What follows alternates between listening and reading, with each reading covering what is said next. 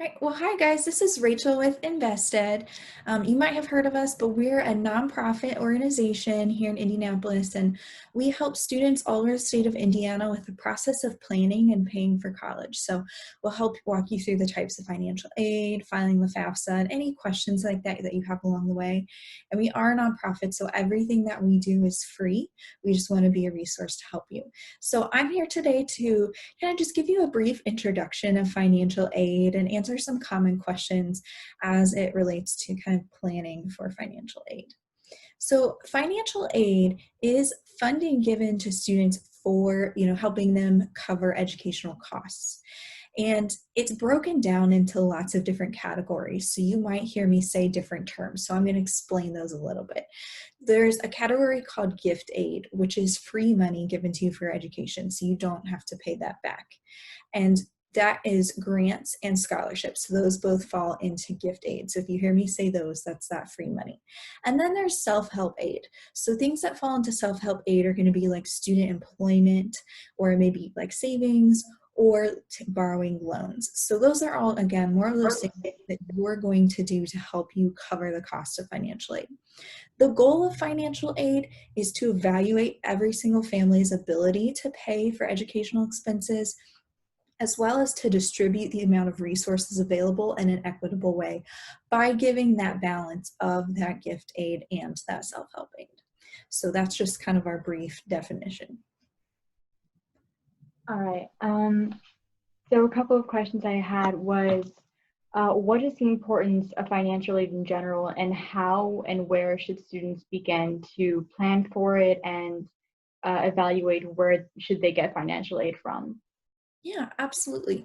So I think the importance of financial aid kind of goes back to even just its definition, that it is helping students cover educational expenses and kind of making a way for them to make a plan so that they're not either, paying for it 100% out of pocket or borrowing 100% of it. Student loan debt is pretty high in our country right now. On average in Indiana, it's about $30,000 per student.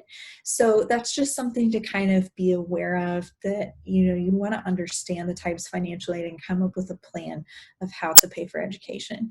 As far as where to start looking for how to go about that, there's a lot of different steps you can take. Number one, talk to your guidance counselor. They're a fantastic resource of helping you and understanding kind of where you're at in the process. Start making a profile of your resume and maybe some sample essays, and then start educating yourself on the different ways that you can apply for financial aid. So how you go about applying for scholarships may be different than how you go about seeing if you're eligible for grants and loans and things. So you can talk to people like Invested. We have some great resources on our website, like some scholarship tips that tell you some websites we recommend, but just educating yourself about the types and, again, how you're going to apply. And the other question I had was, I know that there are different types of financial aid. There is aid that's provided actually by colleges, by schools upon admission, by the federal government, like FAFSA. Mm-hmm. So is there one that we should be perhaps giving more importance to? Should we be applying to one over the other, or perhaps both? Yeah, that's a great question. So honestly, it's really going to be a balance. We talk all the time about how it's important to balance your time between applying for like local scholarships, applying for national scholarships. So as far as what comes from the government, that is through filing a FAFSA, that federal application, or that free application for federal student aid. Sorry, we'll talk about that. I think that's going to come up in a little bit. And then you want to spend some time applying for scholarships. Definitely ask your college what they have available and the process for applying for that financial aid. You want to look at your local communities. So like community foundations, they have scholarships for students who just live in that county. And then there are like national scholarship search sites as well. So you definitely want to start with that gift aid as kind of your main focus, though, because obviously the more free money you earn, the less you're paying, out of pocket, or that you're borrowing in loans. So definitely focus on the gift aid category, but as far as where it comes, you want to spend time in kind of each of the entities applying so you can get that best balance for you. Could you perhaps go over the structure of FAFSA and how exactly we would receive aid and how we would apply? Absolutely. So again, the FAFSA is the free application for federal student aid in the state of Indiana. It opens October 1st of your senior year. And you want to fill out a FAFSA every single year that you're going to be in college. So it's an annual form that you fill out. It has some basic information about you. It's going to have information about your parents possibly, and then it will have your financial information to determine, your income and your assets. And it is the application that is used to determine your eligibility for what's called need-based aid. So need-based aid is based on your family's income, like based on your financial need. So some examples of some financial aid that you can potentially earn from the FAFSA are like the federal Pell Grant. So that comes from the federal government. If you earn that Pell Grant, you can take it to any university in any state. And that is need-based. So the amount that you earn may be, based on your family's finances. Then there are also state grants. So if you go to a university in Indiana, you might potentially be eligible for like the 21st Century Scholars Program or the Franco Bannon grant. And those are both also need-based grants. The other thing that the FAFSA does is it determines your eligibility for student loans. Every single student is automatically eligible for a federal student loan just by filing the FAFSA, and they set maximum levels on how much you can borrow with that federal student loan every year. And then almost all colleges or universities are going to require that you have a FAFSA on file with them so that they can see, and determine your need-based aid from colleges as well. So one thing I should mention with the FAFSA, you file one form and you put all of the potential colleges that you're interested in on that one form, and it automatically is sent to them. So if you're interested in 10 schools, you're not doing like 10 FAFSAs. But we help students file a FAFSA every single year as well. So if you, ever feel like you need help or you're confused with it, please let us know and we'll be more than happy to walk you through that process. On that note, I wanted to ask, how exactly will we contact Invested for help if Yeah, we need to? absolutely. So you guys can give us a call anytime, or you can give us an email. So our outreach email, you can email us at outreach@invested. Sorry, let me just, outreach@investedindiana.org, or you can give us a call anytime as well. So we all have individual numbers too, but you can give us a call, and our outreach number, let me pull that up. I'm sorry, I did not have that. Oh, yeah. You can cut that part out real quick. I should know it off the top of my head. Sorry. So you can give us a call anytime to our outreach number as well, which is 317-715-9007. And it rings to everybody on my team. So we're more than willing to help you with any of those questions that you have. And no question is a silly question. Thank you. Also, this is a question that I suppose you would be receiving a lot lately, but how do you foresee financial aid changing with coronavirus? And do you foresee it changing at all? And what information would you have received so far in regards to it? Yeah, absolutely.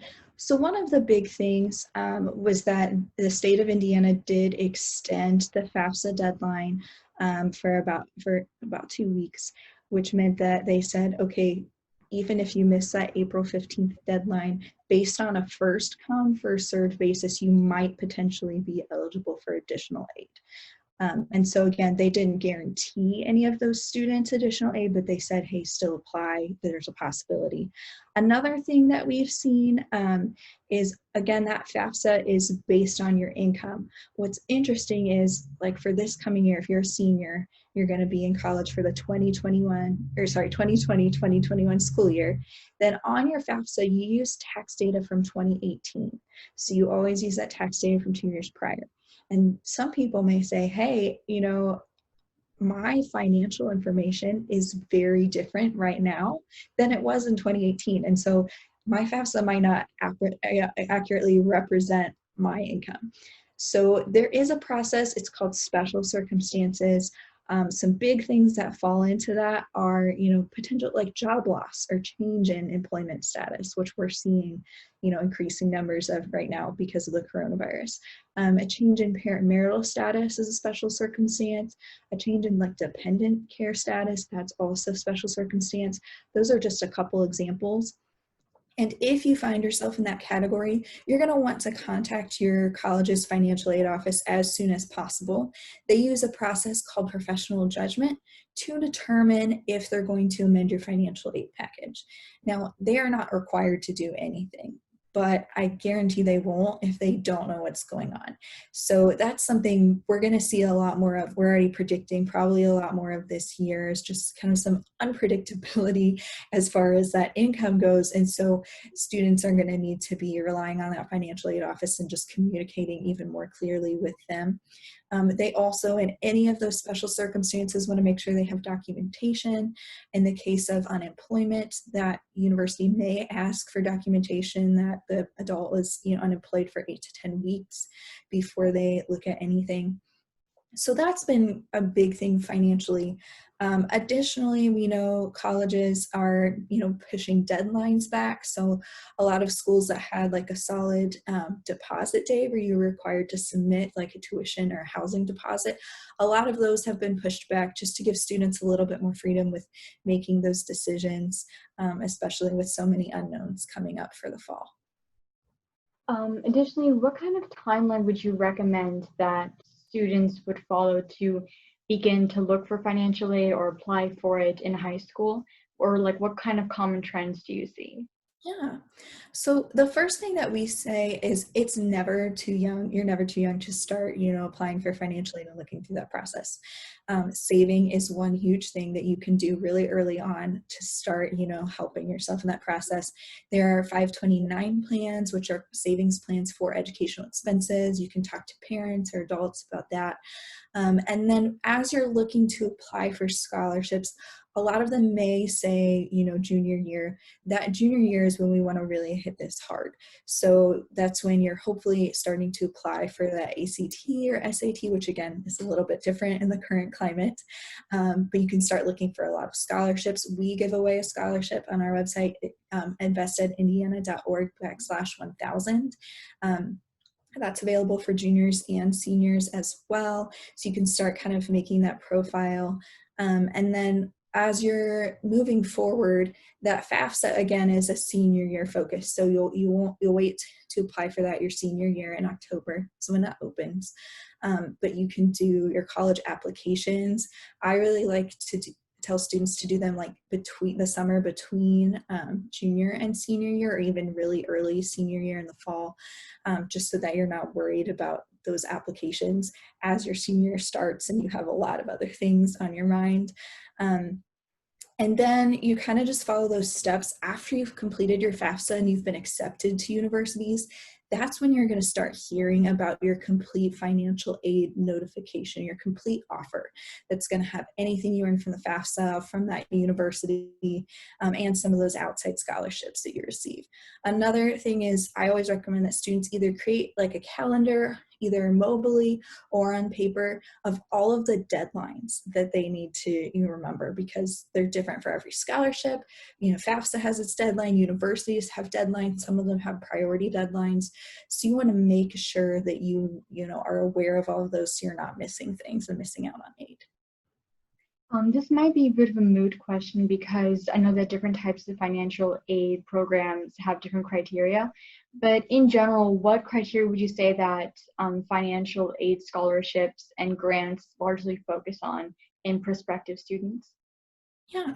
So we talked a little bit about the need-based aid. That's one category that is based on your family's income. There's also merit aid. So merit is like any kind of talent. So it could be based on your high school GPA and test scores. It could be athletics, music, art, anything that falls into that category. But then there are also scholarships out there available for every single student that maybe don't have those caveats on them. So there's community foundation scholarships. Those are, again, based on the county that you live in. But then if you search some of those national websites, there's a lot of really cool ones. Like there's the Duct Tape Stuck on You scholarship contest where seniors create prom outfits out of duct tape. And they pick some winners and they win like a $10,000 scholarship. So that's cool. There's one called the Make Me Laugh Scholarship. That's one of my favorites, where you submit like a story of a funny thing that happened to you. They pick a couple winners and they win like, I think, $3,500.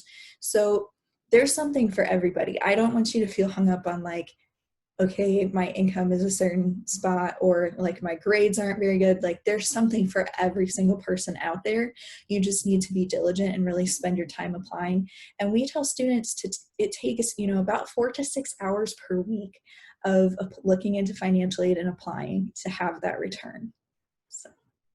One of my last questions is, once you've been admitted to college and you're kind of like going through the motions of freshman year, should you continue to perhaps look for scholarships within college itself? And is that even a possibility?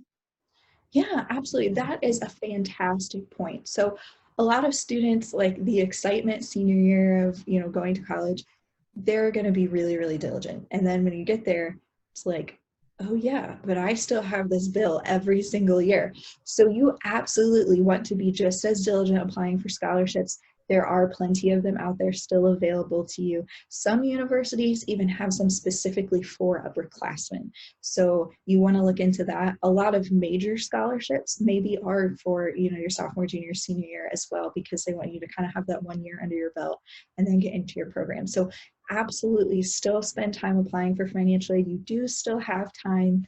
I mean, you do have to balance your schedule, obviously, a little bit more in college, but definitely take time to apply for scholarships.